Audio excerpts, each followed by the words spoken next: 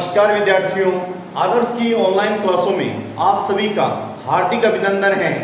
आज हम आदर्श महाविद्यालय के बीए प्रथम वर्ष के टॉपिक पृथ्वी की आंतरिक संरचना की बात करेंगे कि भी पृथ्वी की आंतरिक संरचना, आंतरिक का मतलब अंदर की संरचना पृथ्वी की कैसी है और किन साक्ष्यों के द्वारा हम पृथ्वी की आंतरिक संरचना के बारे में जानकारी प्राप्त करते हैं। तो सबसे पहले आप सभी को ये पता होना चाहिए कि भाई जब भी हम पृथ्वी के अंदर की तरफ जाते हैं, पृथ्वी के जब अंदर की तरफ जाते हैं तो टेम्परेचर भी क्या होता रहता है, बढ़ता जाता है। और आज तक ऐसा कोई भी मानव नहीं पहुंच सका है पृथ्वी की आंतरिक संरचना के अंतर्गत, जो इसकी लेंथ जो है वो है 6371 किलोमीटर। इस दूरी के आगे तक या इस दूरी तक कोई भी मनुष्य आज तक नहीं पहुंच सका है। तो इस वजह से ही हम इन चीजों की जो जानकारी प्राप्त करते हैं वो कुछ अप्रत्यक्ष और प्रत्यक्ष साधनों के द्वारा करते हैं। अप्रत्यक्ष साधन के अंतर्गत तीन चीज आती है। पहला तापमान, यानी उसके अंदर का जो तापमान है वो कैसा है, उनके द्वारा हम इस चीज के बारे में पता करते हैं। दूसरा घनत्व, घनत्व के बारे में हम इस चीज का पता करते हैं कि भाई अंदर घनत्व कैसा है, बढ़ रहा है, घट रहा है। इन चीजों के बारे में हम इसका अध्ययन करते हैं। और तीसरा जो दाब के बारे में भी हम इन चीजों का अध्ययन करते हैं। आगे बात करते हैं हम अप्राकृतिक स्रोत के पहले तापमान पर कि भाई पृथ्वी के अंदर की तरफ जब हम जाते हैं तो उसके अंतर्गत तापमान किस अकॉर्डिंग बढ़ता रहता है। आप लोग जब भी घरों के अंदर कोई ट्यूबवेल खोदते रहते हो तो ट्यूबवेल जब खोदते हो आप नीचे की तरफ जाते रहते हो तो तापमान क्या होता रहता है, इंक्रीज होता रहता है, बढ़ता रहता है। वैसे ही जब हम पृथ्वी के अंदर की तरफ जाते रहते हैं तो प्रति 32 मीटर पर, कितने मीटर पर, 32 मीटर पर 1 डिग्री सेल्सियस तापमान की क्या होती रहेगी, बढ़ोतरी होती रहेगी। यानी 1 डिग्री जैसे जैसे अंदर की तरफ जाएंगे 1 डिग्री तापमान क्या हो जाएगा, बढ़ जाएगा प्रति 32 मीटर पर। जब हम भूकेंद्र की तरफ जाते हैं और धीरे धीरे ये तापमान क्या रहता है कि इसी अकॉर्डिंग क्रम में नहीं चलता रहता है, क्रम इसका थोड़ा सा चेंज होता रहता है। 100 किलोमीटर पर जब हम जाते हैं तो इसका 2 डिग्री सेल्सियस तापमान क्या हो जाएगा, बढ़ जाएगा। यानी यहाँ से 32 मीटर तक हम जाते हैं तब तो क्या बढ़ता है, 1 डिग्री सेल्सियस तापमान क्या होता रहता है, बढ़ जाता है। लेकिन जब हम धरातल पर नीचे की तरफ और जाते हैं और 100 किलोमीटर के आसपास पहुंचते हैं तो 2 डिग्री सेल्सियस तापमान क्या हो जाएगा, बढ़ जाएगा। लेकिन यही 2 डिग्री 100 किलोमीटर के बाद में जब हम नीचे की तरफ और जाएंगे तो प्रति किलोमीटर 1 डिग्री सेल्सियस तापमान की क्या होती रहेगी, बढ़ोतरी होती रहेगी। और पृथ्वी का जो सर्वाधिक जो तापमान है वो बाह्य कोर की सीमा के ऊपर होता है। बाह्य कोर यानी 2900 किलोमीटर, 2900 किलोमीटर पर सबसे ज्यादा तापमान कितना हो जाता है, 4000 डिग्री सेल्सियस तापमान हो जाता है। ये सर्वाधिक तापमान है। नेक्स्ट जो भूकेंद्र के अंदर जब और हम अंदर की तरफ जाते हैं तो लास्ट में जो तापमान है वो कितना हो जाता है, 2500 डिग्री सेंटीग्रेड हो जाता है। दूसरा हम बात करते हैं घनत्व का कि भाई पृथ्वी के अंदर की तरफ जब हम जाते हैं तो घनत्व में क्या परिवर्तन आता है। घनत्व भी क्या होता रहेगा, पृथ्वी के जैसे जैसे अंदर की तरफ हम जाएंगे घनत्व भी क्या बढ़ता रहेगा। पृथ्वी का जो औसत घनत्व है वो है 5.52 ग्राम प्रति घन क्यूब। कितना है, औसत घनत्व है, एवरेज डेंसिटी कितनी है पृथ्वी की, 5.52 ग्राम प्रति घन क्यूब। दूसरी अगर हम बात करते हैं, अगर हम उसके अंदर की तरफ जाते हैं तो ऊपरी जो प्रॉपर्टी है उसका जो घनत्व है वो घनत्व कितना है, 2.7 से लेकर 2.9 ग्राम प्रति घन क्यूब के बराबर ऊपरी प्रॉपर्टी का घनत्व है। लेकिन जब हम ऊपरी प्रॉपर्टी से नीचे की तरफ जाते हैं, औसत घनत्व की जब हम प्राप्ति करते हैं तो हमें क्या होगा, घनत्व क्या होता रहेगा, बढ़ता रहेगा। क्योंकि ऊपरी प्रॉपर्टी का घनत्व कितना है, 2.7 से लेकर 2.9 और जो औसत घनत्व है वो कितना है, 5.52 ग्राम है। तो जैसे जैसे हम अंदर की तरफ जाते रहेंगे तो घनत्व भी क्या होता रहेगा, बढ़ता रहेगा। ये घनत्व में क्या होता रहेगा, नीचे की तरफ जैसे जैसे हम जाएंगे घनत्व बढ़ जाएगा। और जो सर्वाधिक घनत्व है वो पृथ्वी के केंद्र के अंदर होता है। वो सर्वाधिक घनत्व कितना है, 13 ग्राम प्रति घन क्यूब है। जैसे जैसे हम अंदर की तरफ जाएंगे और केंद्र के अंदर सबसे ज्यादा घनत्व है हमें प्राप्त हो जाता है, क्योंकि ऊपर का जो घनत्व है ऊपरी प्रकृति का 2.7 से 2.9 है। और जैसे जैसे हम अंदर की तरफ जाएंगे घनत्व भी क्या होता रहेगा, बढ़ जाएगा। और लास्ट में जो केंद्र के अंदर पृथ्वी के धरातल तक हम पहुंच जाएंगे, वहां का जो घनत्व है वो सबसे ज्यादा रहेगा।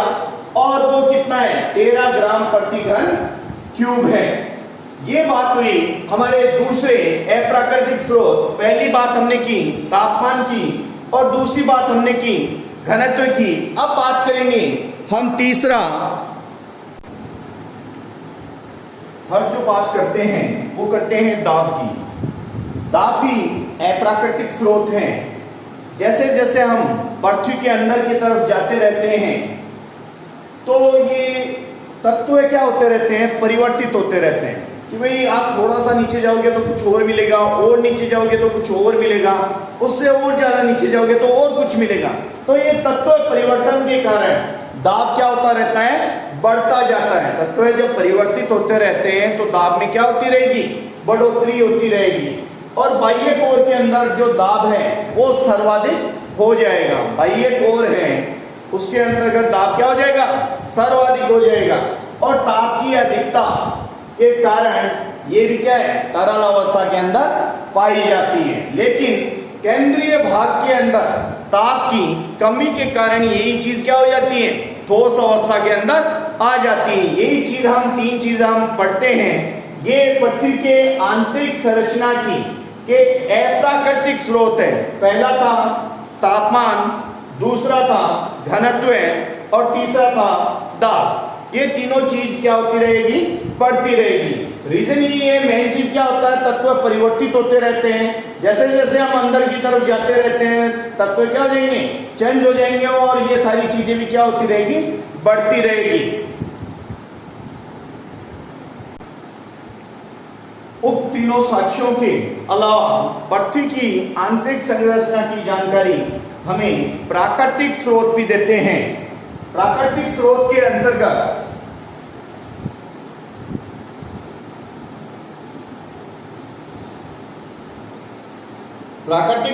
अंतर्गत हमें जो भूकंप हो गया, प्राकृतिक स्रोत, प्राकृतिक स्रोत के अंतर्गत भूकंप, ज्वालामुखी,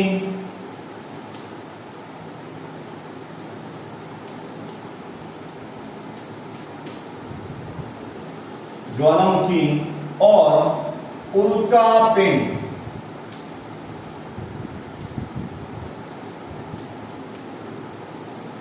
ये इसके प्राकृतिक स्रोत हैं।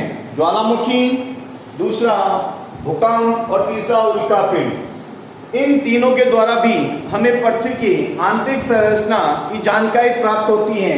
सबसे जो सटीक जानकारी हमें प्राप्त होती है वो भूकंप के द्वारा, जो भूकंप की जो तरंगे होती हैं उनके द्वारा पृथ्वी की आंतरिक संरचना की हमें सटीक जानकारी प्राप्त होती है।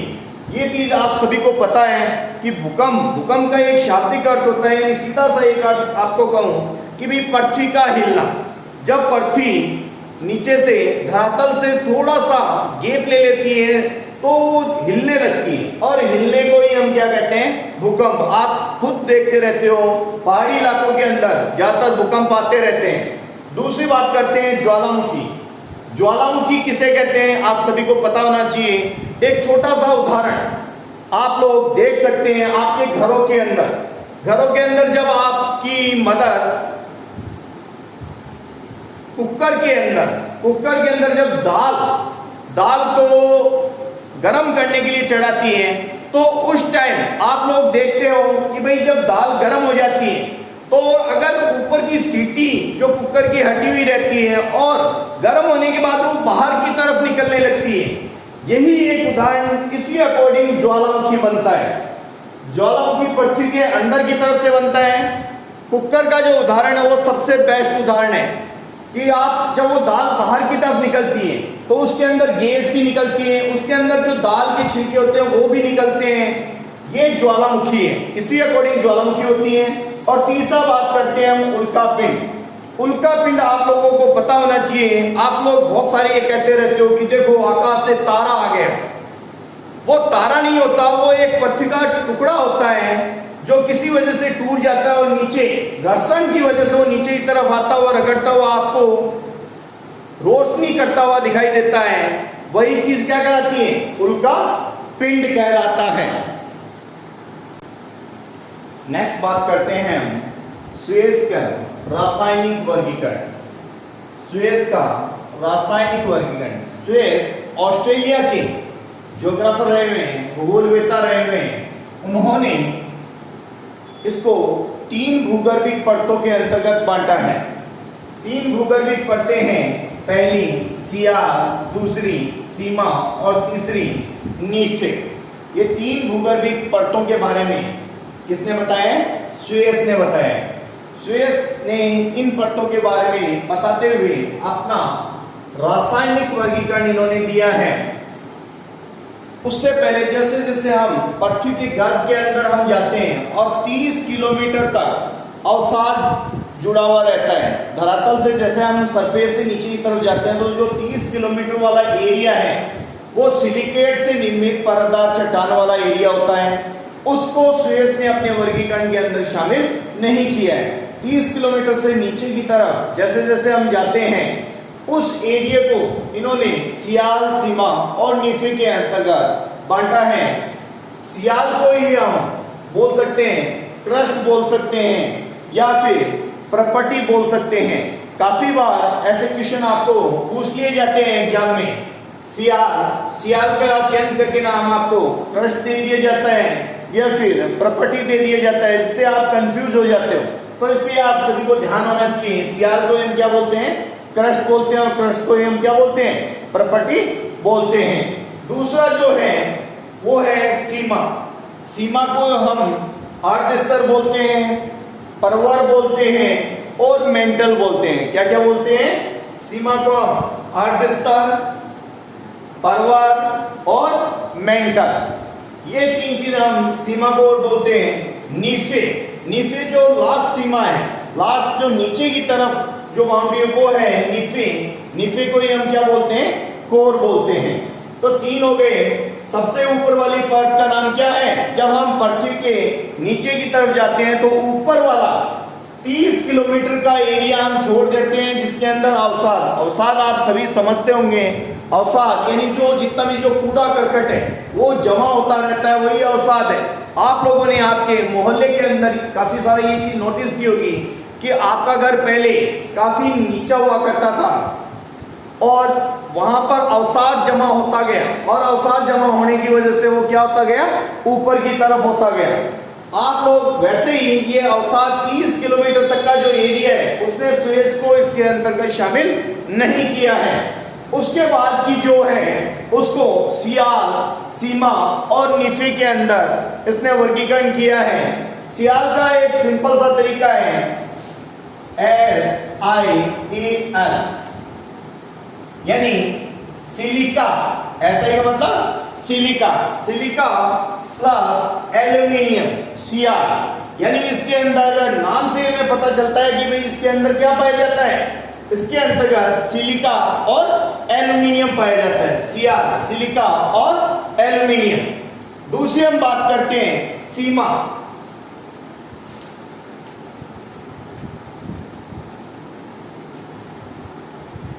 सीमा, सीमा के अंतर्गत क्या आप सभी को पता चल रहा है? सीमा के अंतर्गत ऐसा सिलिका और मैग्नीशियम, इन 2 तत्वों से मिलकर क्या बनी है? सीमा बनी है। और तीसरा है नीफे।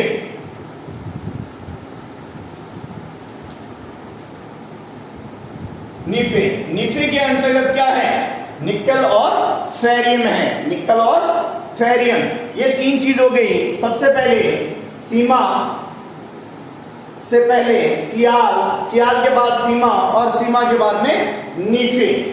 सियाल के अंतर्गत सिलिका प्लस एल्यूमिनियम, सीमा के अंतर्गत सिलिका प्लस मैग्नीशियम और निफे के अंतर्गत निकेल प्लस फेरियम। सबसे पहले हम बात करते हैं सियाल की, सियाल क्रस्ट और पर्पटी की। सियाल जो धरातल से 30 से लेकर 300 किलोमीटर की गहराई तक फैला हुआ होता है। कुछ बुक आपको 50 भी यहाँ पर बताएगी, लेकिन जो ऑथेंटिक तरीका है वो यहाँ से 30 से ऊपर तक आप सभी को पता है। और साथ जो जमा है उसने स्पेस को अपने वर्गीकरण के अंदर शामिल नहीं किया है। तो 30 से लेकर 300 किलोमीटर तक सियाल की परत फैली हुई है। सियाल जो बेसिकली सिलिका और एल्यूमिनियम का मिश्रण है। सिलिका की मात्रा इसके अंतर्गत 60% और एल्यूमिनियम की मात्रा इसके अंतर्गत 15% है। यह जो ग्रेनाइट की अम्लीय चट्टानों की प्रधानता रखती है, जिससे ये हल्की परत बन जाती है और हल्की परत ही किसका महाद्वीपों का निर्माण कर देती है। इसका जो घनत्व है वो घनत्व है 2.9 ग्राम प्रति घन क्यूब और यह मेंटल के ऊपर तैरती है। मेंटल यानी सीमा, सीमा के ऊपर वाली परत यानी उसके ऊपर ये क्या करती रहेगी, तैरती रहेगी। बेसिकली ये संपूर्ण भूभाग का 0.5% भाग है। कितना है? 0.5% भाग है, जो ऊपरी क्रस्ट और निचली क्रस्ट को कोलार्ड असमानता द्वारा क्या कर देती है, विभाजित कर देती है। आगे इस चीज को समझ लीजिए। सियाल जो सुएज के वर्गीकरण का पहला आधार है, 3 आधार थे, सियाल, सीमा और निफे। जो पहला है वो है सियाल, जिसे हम क्रस्ट और पर्पटी भी बोलते हैं। सियाल के अंतर्गत जो सिलिका है वो 60% और एल्यूमिनियम है वो 15% है। और बेसिकली जो सियाल की परत है वो 30 किलोमीटर से लेकर 300 किलोमीटर तक फैली रहती है। इसका जो घनत्व है वो 2.9 ग्राम प्रति घन क्यूब है, जो न्यूनतम है। और इसके अंतर्गत खनिज, भूकंप और ज्वालामुखी जैसी घटनाएं होती हैं। जो सियाल वाली परत है यानी सबसे जो ऊपर वाली परत है, यही वो परत है जिसके अंतर्गत भूकंप, ज्वालामुखी और जो मनुष्य के लिए उपयोगी, जो मनुष्य खनिजों का उपयोग करता है, वो खनिज इसी परत के अंतर्गत पाया जाता है। और यह परत ग्रेनाइट की अम्लीय चट्टानों की प्रधानता रखती है और हल्की परत होने की वजह से महाद्वीपों का निर्माण भी इसी से होता है। और यह परत किसके ऊपर तैरती है? क्योंकि सेकंड परत आप सभी को पता है कौन सी है, सीमा या फिर मेंटल। ये मेंटल के ऊपर तैरती रहती है। दूसरा हम बात करते हैं, दूसरी परत की हम बात करते हैं सीमा, अर्धस्तर या फिर मेंटल या फिर पर्वत। ये सारे इसी सीमा के नाम हैं। सीमा की जो परत है वो 1000 किलोमीटर से लेकर 2000 किलोमीटर तक फैली हुई रहती है। कितने किलोमीटर? 1000 से लेकर 2000 किलोमीटर तक फैली हुई रहती है। और सीमा की परत सिलिका और मैग्नीशियम का मिश्रण होता है, कि भाई इसके अंतर्गत सिलिका भी पाई जाती है और मैग्नीशियम भी पाई जाती है। और जो सीमा का जो घनत्व है वो घनत्व रहता है 5.5 ग्राम प्रति घन सेमी के। यह परत क्या होती है? क्षारीय होती है। वो कैसी थी? अम्लीय थी। ये कैसी है? क्षारीय है। क्षारीय बेसाल्टिक मैग्मा के द्वारा ये बनती है। और ऊपरी मेंटल या फिर ऊपरी मेंटल को निचले मेंटल से जो पृथक करने वाली असमानता है, वो असमानता रेपिडी असमानता है। कौन सी है? रेपिडी असमानता। इस परत के अंतर्गत सबसे ज्यादा जो 67% द्रव्यमान और 83% इसका आयतन है, यह सर्वाधिक विशाल परत है जो मैग्मा का निर्माण करती है। आप इसको नोट कर लीजिए।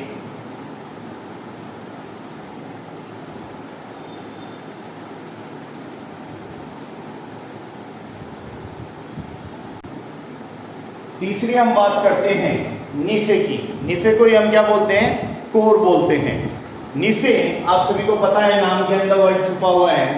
निकल और फेरियम। निकल और फेरियम के द्वारा बनने वाली परत कौन सी है? नीफे। ये भूकेंद्र के अंदर लास्ट जो परत है उसका नाम है नीफे या फिर कोर। यह परत केंद्रीय भाग के अंदर फैली हुई रहती है और 2900 किलोमीटर से लेकर भूकेंद्र तक ये नीफे की परत फैली रहती है। इसके अंतर्गत दो निकल और फेरियम के द्वारा ये बनी हुई रहती है और इसके अंतर्गत चुंबकीय पदार्थों की प्रधानता होने की वजह से, चुंबकीय पदार्थ सबसे ज्यादा पाए जाते हैं, इसकी प्रधानता होने की वजह से यह परत गुरुत्वाकर्षण के लिए सर्वाधिक उत्तरदायी परत मानी जाती है। गुरुत्वाकर्षण के लिए सर्वाधिक उत्तरदायी परत कौन सी मानी जाती है? नीफे मानी जाती है। इसके अंतर्गत सर्वाधिक जो इसका घनत्व है वो 8 से लेकर 13 ग्राम प्रति घन सेमी के अंतर्गत है और यह पर दो भागों में जो बढ़ती है वो बढ़ती है लेहमन असमानता के द्वारा। किसके द्वारा? ऊपरी नीफे और निचली कोर किससे डिवाइड होती है? लेहमन असमानता के द्वारा ये होती है।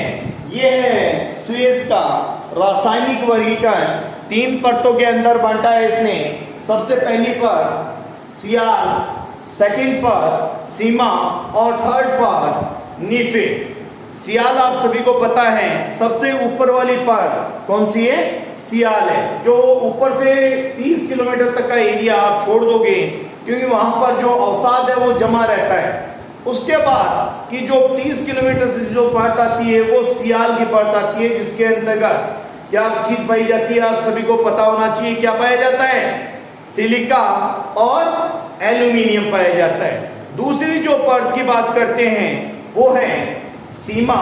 सीमा के अंतर्गत क्या पाया जाता है? सिलिका और मैग्नीशियम पाया जाता है। सेकंड नंबर की परत है जो किसने वर्गीकरण दिए है? ऑस्ट्रिया वैज्ञानिक, क्या नाम है ऑस्ट्रिया वैज्ञानिक? सुएज। ऑस्ट्रिया वैज्ञानिक सुएज के द्वारा ये वर्गीकरण दिया गया है। और तीसरी जो परत है वो है नीफे। नीफे का जो घनत्व है वो भी सर्वाधिक रहता है और इसके अंतर्गत चुंबकीय तत्वों की प्रधानता होने की वजह से गुरुत्वाकर्षण के लिए यह परत सर्वाधिक महत्वपूर्ण परत मानी जाती है। इसी के साथ अपना ये टॉपिक पूर्णतः कंप्लीट होता है। आप लोग इस चैनल को सब्सक्राइब करना बिल्कुल ना भूलें और अपने जितने भी जो सहपाठी हैं या फिर आपके बीए प्रथम वर्ष के अंतर्गत जो भी फ्रेंड है उन तक ये वीडियो शेयर करने की कोशिश जरूर कीजिए ताकि हर बच्चों को इन वीडियो के माध्यम से उनकी स्टडी में कोई प्रॉब्लम न आए, क्योंकि कोरोना की वजह से ये प्रॉब्लम सभी को फेस करनी पड़ रही है कि भाई यहाँ पर आपको फिर भी पढ़ाई के सोर्स मिल रहे हैं, आपको ऑनलाइन माध्यम के द्वारा पढ़ाया जा रहा है। कुछ ऐसे संस्थान भी है जहां पर ऑनलाइन माध्यम के द्वारा पढ़ाया नहीं जा रहा है, लेकिन आप लोगों को अगर ऑनलाइन माध्यम के द्वारा पढ़ाया जा रहा है तो इन वीडियो को जितना ज्यादा हो सके शेयर कीजिए और जो आदर्श महाविद्यालय का जो चैनल है इसको आप सब्सक्राइब करना बिल्कुल ना भूलें। इसी के साथ धन्यवाद। दोबारा मिलते हैं नए वीडियो के साथ में, नए टॉपिक के साथ में। आप पढ़ते रहिए, आप घर पर रहिए, स्वस्थ रहिए।